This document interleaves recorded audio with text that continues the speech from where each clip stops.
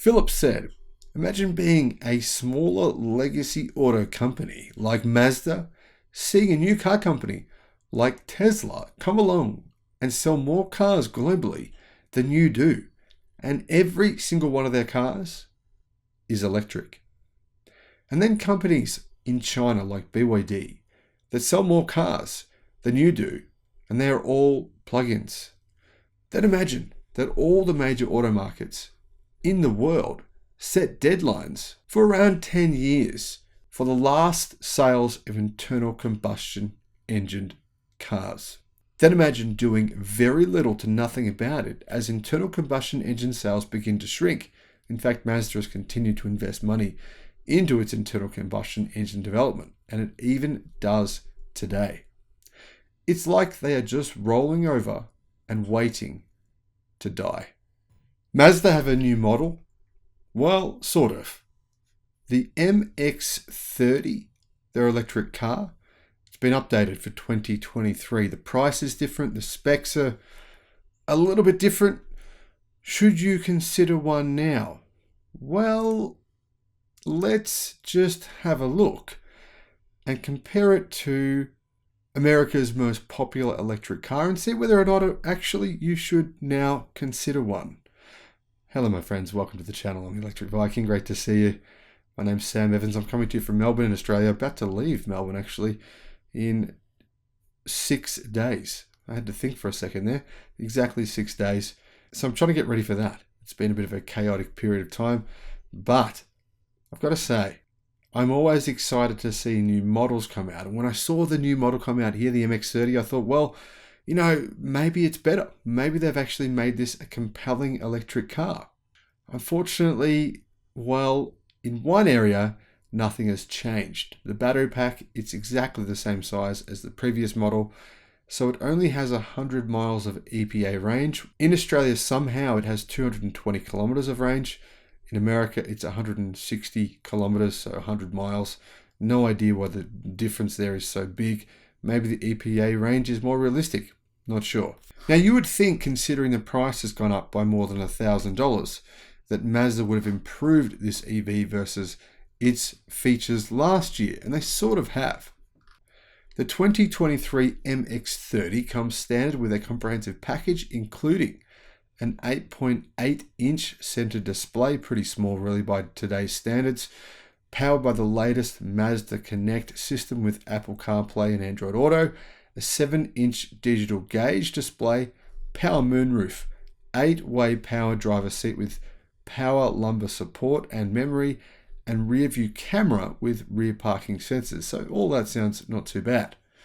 Other standard features include heated front seats, pure white leatherette seats, so fake leather really, with grey fabric, a leather wrapped steering wheel and shift knob, a frameless auto dimming rear view mirror, heated power folding door mirrors, and memory function and turn signal lamp. So yeah, not too bad. But it is now $35,000 US, or just a bit more than that. So it's only $8,000 less than a Tesla Model 3. And while of course the Model 3 has nearly 3 times the range of this car. So, is there anything else about this car that would compel you to buy one, or compel the 8 people who bought one in January of 2023 in the United States to have bought theirs? Well, I'm not sure. I mean, on the outside, the MX30 2023 model gets 18-inch silver finish aluminium alloy wheels. Mazda says that's a cool feature. Maybe you should consider it for that reason. Personally, I'm a little bit skeptical on that. What else does it have? It's got a gloss black front grille. That's kind of nice. Grille shutters. That's neither here nor there for me. And it comes with a suite of active sense safety features like Mazda's radar cruise control with stop and go, blind spot monitoring with rear cross traffic alert, smart brake support, rear direction based safety, lane departure warning, lane keep assist, driver attention alert, high beam control, etc.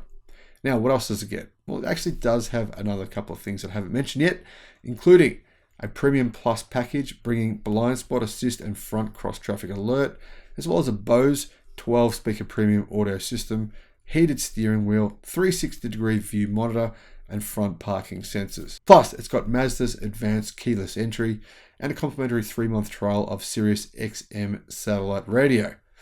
Mazda sold 505 MX30s in the US in 2022.